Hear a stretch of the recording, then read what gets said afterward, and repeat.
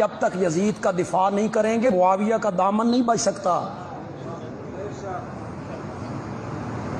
آپ کی مسجد کا خطیب ہو، سچی سی بات کرنا، دل پہ ہاتھ رکھ کے بولنا، آپ کی مسجد کا خطیب ہو، عالم ہو، شیخ الحدیث ہو، بزرگ ہو، معزز ہو، محترم ہو، مکرم ہو، متقی ہو، پرہیزگار ہو، شب زندہ دار ہو، تہجد گزار ہو، اس کا بیٹا کبوتر باز ہو، زانی ہو، شرابی ہو، اور وہ عالم اپنے بیٹے کو ممبر پہ بٹھائے جمعے کے دن کہ پتر خطبہ دے جمعے دا، کیا کہو گے؟ اس عالم کو کیا کہو گے؟ اسے کہو گے نا کنبا پرور ہے، دنیا کا بھوکا ہے، اولاد کی محبت میں سارا کام کر گیا۔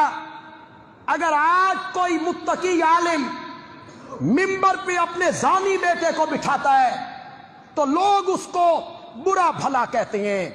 اگر یزید ویسا ہوتا جیسے تم کہہ رہے ہو تو معاویہ جیسا صحابی اسے خلافت پہ بٹھاتا۔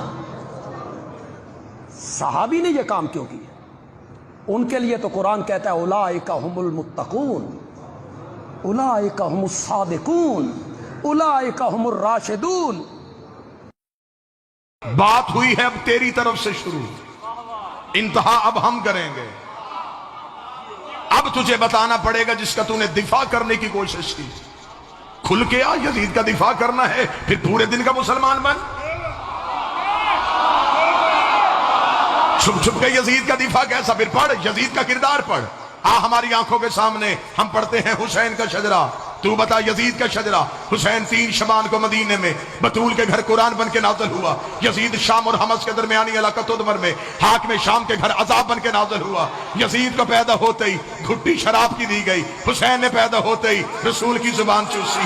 یزید کا نانا بجدل عیسائی خاندان سے تھا، حسین کا نانا سید المرسلین ہاشمی خاندان سے تھا۔ یزید کی ماں میسون جس کے ناچ گانے کو پسند کر کے حاکم شام نے اس کے ساتھ نکاح کیا تھا۔ حسین کی ماں وہ زہرا تھی جو ایک لمحے کے لیے سجدے سے فراموش رہی، جس کے حیا کا نام قرآن تھا، جس کے نوکر کا نام جبرائیل تھا۔ یزید کا دادا ساری زندگی مخالفت رسول کرتا رہا، حسین کا دادا ابو طالب ساری زندگی حفاظت رسول کرتا رہا۔ یزید کی دادی ہندہ جس نے رسول کے چچا حمزہ کا کلیجہ چبایا، حسین کی دادی فاطمہ بنت اسد جس کی قبر میں رسول لیٹا، جس کو کفن محمد کے کرتے کا ملا۔ یزید کا ایک ہی بھائی تھا جو پاگل ہو کے مر گیا، حسین کا بھائی حسن مسند امامت کا تاجدار بن گیا۔ یزید کا شجرہ خبیثہ تھا، حسین کا شجرہ طیبہ تھا۔ یزید فاسق تھا، میرا حسین روزے دار تھا۔ یزید فاجر تھا، حسین نمازی تھا۔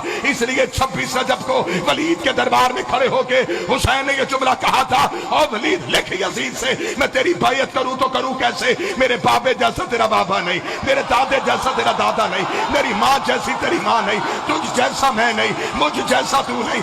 اپنے لاکھوں لے کے تو آ، اپنے 72 لے کے میں آتا ہوں، قیامت تک کے لیے ہر حلال زادے کو یہ کہنے پہ مجبور کروں گا، حسین